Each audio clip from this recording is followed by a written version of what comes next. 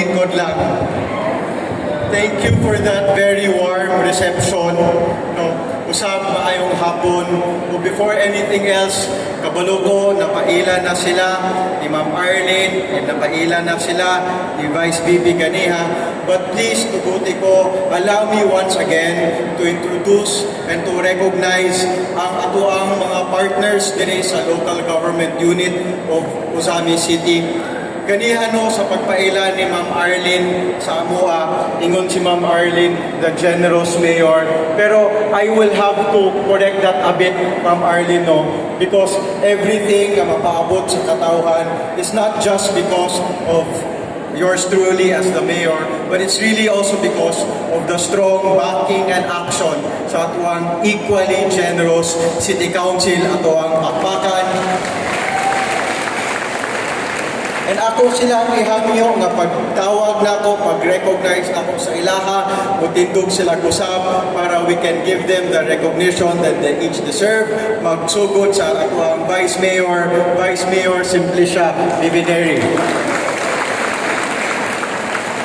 And ang ato ang City Councilors, Councilor Attorney Daniel Lau, Councilor Sani Oaminal, Councilor Archie Romero, ang ato ang SK Federated President sa Ozamiz City, Councilor John Fel Duhay Lugsod, Councilor Attorney Mars Apayan, ang ato ang chairwoman sa Committee on Education sa gipa ilala ni Ma'am Arlene na mama din siya sa DepEd, Councilor Cecil Bo, Councilor Kat Lim, Councilor Dinky Suizo, Councilor Lorly Cipres, ang ato ang IPM Representative Councilor Relinda Bation, Councilor Saulo Salvador, and ang ato ang Liga ng Barangay Representative sa City Council, Councilor Carlo Moralion. Puyog po nato diri ang ato ang Liga President diri sa Ozamiz ug nagsilbi po siya as ang ato ang Barangay League President sa Tibok Province. Diri nato makita how well represented ang Ozamiz City dito sa ato ang Provincial Board. Because out of the 5 or 6, no, or the 6 board members sa gikan sa 2nd District na ay tulog yun gikan sa Ozamiz. Ang kuyog na ito diri karon ang ato ang ABC Federated President, Board Member Salvador Canlas. And ato na lang pong gikuyog ang ato ang mga Asenso Barangay Captains. No, I invited them on purpose and I really asked them na mulingkod kuyog ninyo mga mayors, ang mga teachers. No, kay sila man yun ang inyong una dahil or magdali-dali o duol kung naay kailangan sa eskwelahan o naay mga problema sa eskwelahan. Sa mga kapitan man yun dahil mo ninyo mang duol. And I know some of them even assisted some teachers sa pag-anhi diri sa City Chief karon. So atong baklakan, may ask ang ato ang mga barangay captains to please stand para ma-recognize po sila. No?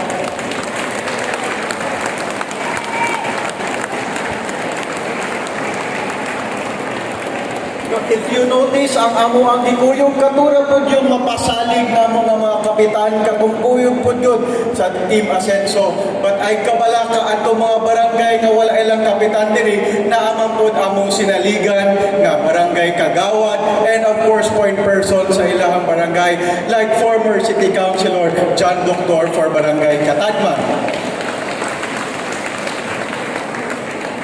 I cannot stress enough ngano importante yung kaayo na maayong relasyon ang mga teachers sa ang mga barangay officials. Kaya tawon kung naay mga kailangan lagi, ang kapitan man yun din na mo report sa mga nga muni ang mga gikinahanglan sa mga teachers o sa eskwelahan. No? other than the barangay captains and our trusted barangay kagawads who are here, I also want to recognize, syempre, ang DepEd officials who made this possible with our school district superintendent, Ma'am Nympha Lago, ang iyang ASDS, Sir Junicio Liwagon Jr.,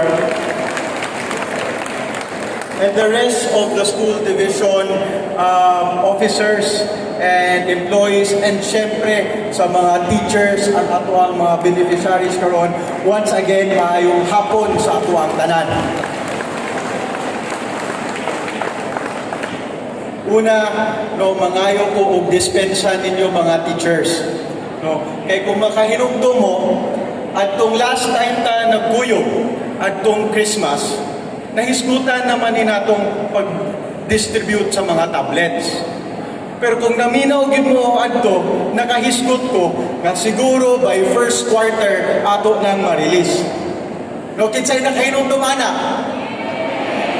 Daghan gyud dayo yung nag-note ug nagtimanan sa ako ang gisulti.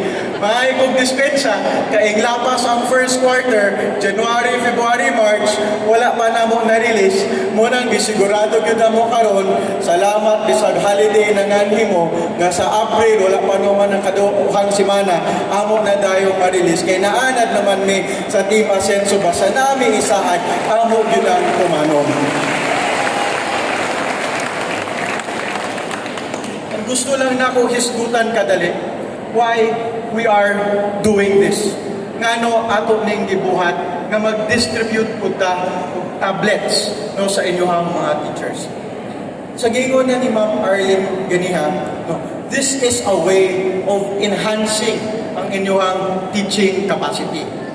And that is very well in line sa ato ang gusto sa Asenso Administration na sigira mangitag unsa pa may lain pamaagi para ma-improve nato ang services nga atong mapaabot sa katawhan in relation sa DepEd.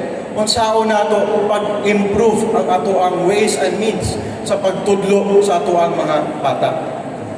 So previously, nasugdan nilang Vice Mayor Bibineri and the City Council sa time pa ni Kong Ando when he was mayor na mag-distribute og mga tablets sa mga grade 11 and 12 students. No, that was in recognition nga the times are changing. Daghan na kayo og mga additional tools nga makuha nato sa internet and ma-access nato through technology. Now we were looking at unsaon pa man nato pagpa-improve. So, sakto kaayo, in one of our very first meetings ni Ma'am Nympha, katong paglingkod niya last year, nahisgutan na mo nga naghatag lagi ta og mga tablets para sa mga students.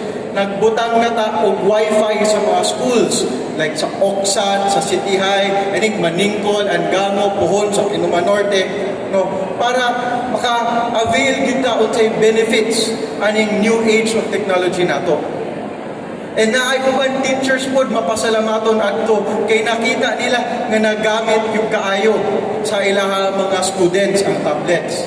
Then among nahisgutan ni Ma'am Nympha. Pero ato mga teachers day no, wala day sila inani nga tools. Ato alang gi-assume nga atong providean ang mga students makasabay ang mga teachers. No, so it was during that discussion na mo ni Ma'am Nympha nga nakauna-una mi pwede po yun siguro and angayan po yun siguro hatagan og tablets ang mga teachers. So after that discussion with Ma'am Nympha, we talked with Vice Mayor Bibi, talked with ang atuang chair sa Committee on Education, Con Cecil, to discuss kaya ba ni nato mabuhat and makatabang magyud ni. And the consensus was looking at the capability of the LGU, makaya raman buhaton na hatagan o tablets ang each and every teacher sa Ozamiz. And that is why we are here today. Actually, sa pagsugod ani, ang ihap lang yun natong hatagan is katong mga teachers, katong teaching personnel. Then somewhere along the road, I think either si Ma'am Nympha or si Sir John Mator, I think si Sir Ma'am Arlene Maganito or si Sir Feds, Insingit nga, apil to mga teaching-related personnel ang ay po hatagan. No, so muna bisag teachers ang muna na iya, karon apil ang mga teaching-related personnel and substitute teachers makadawat ko aning tablets karong hapuna. The only condition yun nga mo ang kipangayo, no, because these are purchased using LGU Ozamiz funds, is that the recipients will be serving in Ozamiz City sa atuang school district, no, for at least 2 years. No, you serve here for 2 years, starting aning distribution nato, then afterwards, you can keep these tablets as your own. Because by that time, we recognize daghan na kayo mga mold na bata and mga estudyante nato. But I also want to discuss, no, kung nahisgutan nato ano kailangan ni labaw na day sa Advent, karon nga gialaw na sa DepEd ang distance learning. Dili lang for pandemics or kanang mga bagyo, apil na po din yung mga panahon nga init kaayo. No, so makita nato ana nga panahon nga murag studying from home ang mga children, no, makatabang din yung mga teachers. No. But other than that, I also want to talk about ngano nahimo ning posible. Why it's possible for a third-class city like Ozamiz City to be able to afford all of this and to provide this additional teaching material to our beloved teachers. Simple ra man gyud kay ato ba? Mo man gyud ni among ibalik-balik nga rason kung naay mangutana yun sana pagbuhat ang mga programs or projects sa city. And that is really good governance. So you ask, saan man pag-abot aning tablet sa good governance? And then I can explain very briefly. No? Apil sa aspeto sa good governance, no? Ang insakto na pagpatuman sa mga balaod. Apil na sa mga balaod na gipatuman yung dato is not just local laws, but also national laws. And ang usa sa balaod nga dako og benepisyo gyud sa education, no, is kaning national law dictating na for every percentage na makolekta sa real property tax, kailangan iset aside para sa ato ang gitawag nga Special Education Fund. So basta naay magbayad og buwis sa yuta, naagoy porsyento ana mo adto sa Special Education Fund. Siguro nakaswito man mo basta naay mayroon nga buwis sa yuta, naay porsyento ana mo adto sa barangay, then naay porsyento mo adto sa city LGU. But the national law also dictates nga a percentage of that goes to the Special Education Fund. And kana karon nga Special Education Fund mo kina ang ato ang gigamit, no, through the strong implementation of that law pagpalit aning mga tablets. Ang credit ko, and I appreciate ang applause, does not only belong then to the LGU. No? It has to be rightfully given also sa ato ang mga taxpayers. No, kay kung dili sila magbayad sila ang buwis sa yuta, wala po tata aning Special Education Fund. Kung dili sila mag-monitor pila lang ng environment and moadto sa CTO para mobayad, kanang ato ang pagpahimo og school gate, kanang pag-fund nato sa ato ang mga sports meet, ato ang Regional Festival of Talents, and pagpalit ani mga tablets, dili po unta posible. So, that shows also that through good governance and sa strong support and cooperation sa ato ang taxpayers, nahimo ning posible. So, let us also give a big round of applause for our taxpayers who made this possible. And syempre, no, siguro one very common understanding of good governance is the proper handling of ang ato ang government resources or financing. Okay, lagi nahisgutan na nato tungod kay implementar nato ang mga balaod, tungod kay suporta ang ato ang mga taxpayers, imbayad sila sa buwis, unang naatay Special Education Fund, no. critical maghihapon kayo ang pagpangutana kung insakto ba o paggamit ka ng mga different funds. No, mo ka na kaning sa ato ang Special Education Fund, as part of our exercise of good governance, we always consult ang ato ang partners sa DepEd. We always talk about it with Concesil, ang ato City Council, ato ang mga stakeholders sa barangay, kung mo ba yun ni ang angayan. Because these funds are not ours. Dili man ni ako, dili man ni amo sa City Council, but these are the taxpayers' money. So munang kailangan ang ato ang gastuhan ani katurag yung makatabang o gikinahanglan. And more importantly, dapat ang paggasto nato ani naa sa matinarong. Meaning, wala nang mga overpricing, wala nang kumbaga pabor-pabor na purchasing, katurag yung unsay pinakaangayan. And I can cite you a very specific example aning pag-purchase nato ani nga tablets. No, so last year, or I think it was the early part of this year, katong murag nag-canvas pa pila ang total nga kinahanglanon sa LGU para mapalit aning tablets. Ang original estimate was around 20 million. That is including the tablets para sa ato ang grade 11 and 12 learners na wala pa nakadawat sa previous year. So that's around 3,700. That was through mga canvassing nato, pagkawatan ng mga suppliers. So we allotted 20 million pesos from the Special Education Fund para ani.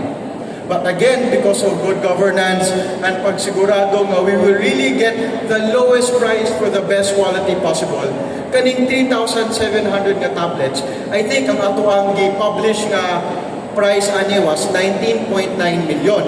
No? But kani sila nakuha nato for only 15.7 million. So in ana, nakita din ninyo, for this transaction alone, we already have savings worth almost more than 4 million pesos. Nga, unsa may pasabot aning savings nato sa Special Education Fund, that will translate to more programs or services for DepEd, for the education of our children. Dili nato makita na through good governance, mas daghan kita og mabuhat. Na imbis ang ato ang 19.9 million kanirang tablets, mahimo na ato ang 19.9 million tablets plus kung unsa may atong diskusyohan, ato ang ma-determine gagamitan atong around 4.2 million nga savings for this transaction. That is how, through good governance, we are able to make this possible. So nakita ninyo, posible ni tungod, aside from good governance, tinabangay po sa tanan nga stakeholders. No? Gikan sa ato ang private sector, ang ato ang mga taxpayers na religiously tigbayad sila sa buwis, munang nabuo ato ang Special Education Fund. No? Through the strong collaboration sa DepEd at ato ang national agency concerned and the LGU and ato ang barangay stakeholders na determine nato nga muni angayan, muni makatabang yun, dili lang sa ato ang mga bata, pero kamupod nga mga teachers nga were also in public service sacrificing. Kabalo ko, usahay, init kaayo, baha kaayo, musulod gihapon mo, hago, but you are still doing that for the benefit of our children. We are able to come up with projects like this, which I think you can all see, dili lang maka-benefit lagi usa ka sector, but all the sectors concerned. Kay kana inyong ipangtudloan, puhon-puhon, they will be our future leaders, they will be our future teachers, and we really want them to be equipped through your guiding hands, and through that, kakamupod mismo, sakto pod ang inyong ekwipo nga ikinahanglan. And karon makita nako nga yes, you're also very thankful na amoy mga thank you banners, no, murag andaman yun siguro ninyo. Sa likod na apay blinking lights nga misamis nun magpuyong malinawon, malambot, kung malipayon. District 1, nag-print pag yung car, no? Si Ma'am Beth, napay isa nina, no? And we really appreciate ang show of gratitude ninyo. It is heartwarming thank you from the bottom of our hearts for appreciating this. But I have to say, nga, ang best way for you to thank the government, to thank the taxpayers, no, for this program, for these tools that will make your jobs easier, no, more than the words of appreciation, no, more than the intermission numbers, which by the way, we really appreciate also ang atong pagpakan kong presenter from Pershing Tangkito School. But more than all of that, ang pinakamaayog yun nga pag-express ninyo sa gratitude is simple lang, and that is through good service.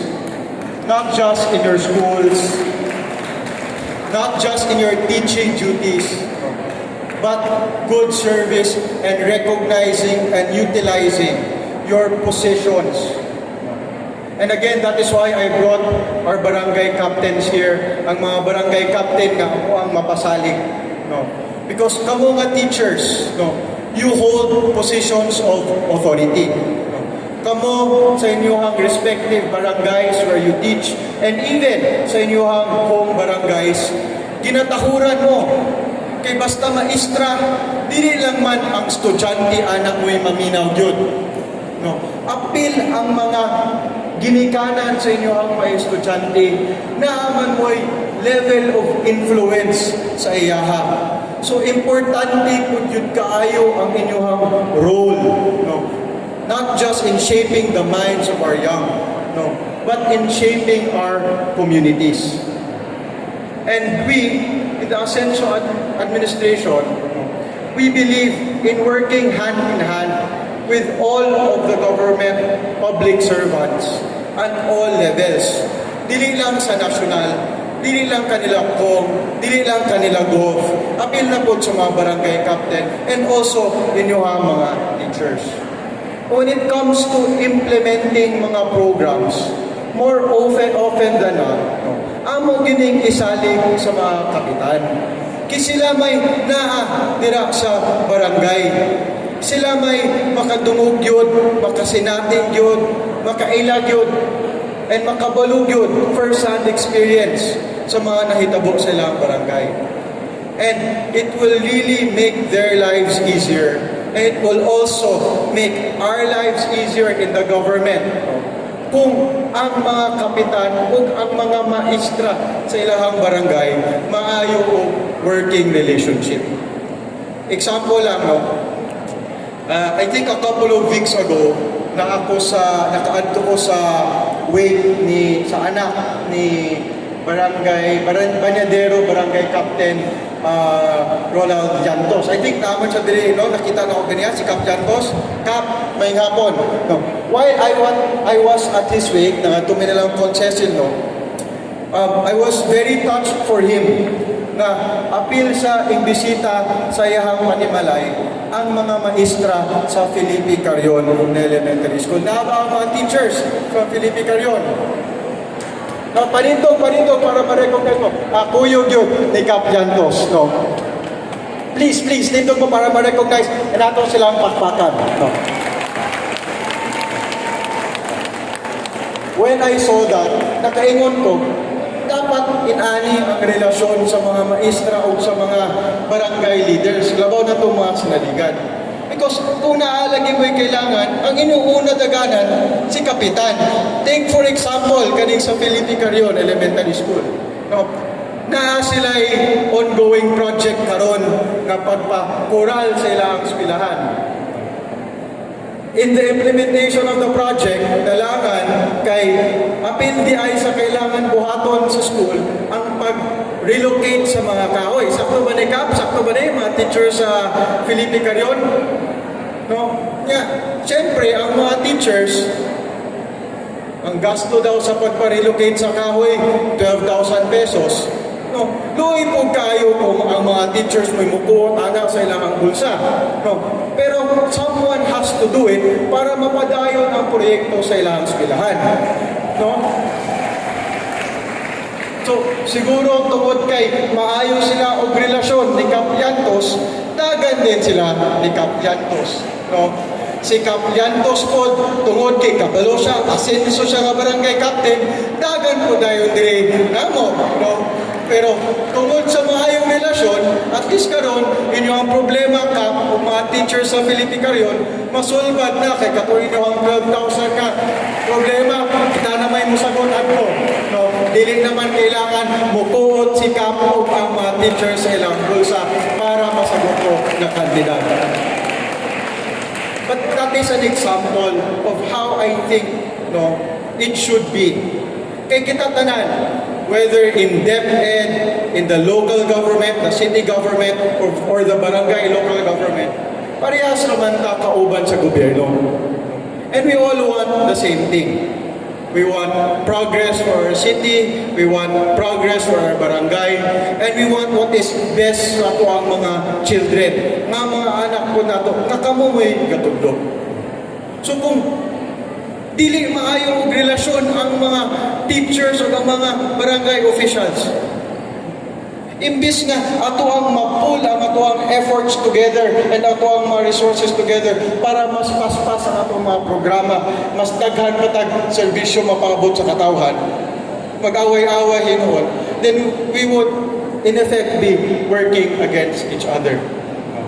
So again, idala na ko ang mga mapasalig na mo nga mga kapitan and mga kagawad na mapasalig ko na mo diri. Gipalingkod na mo sila.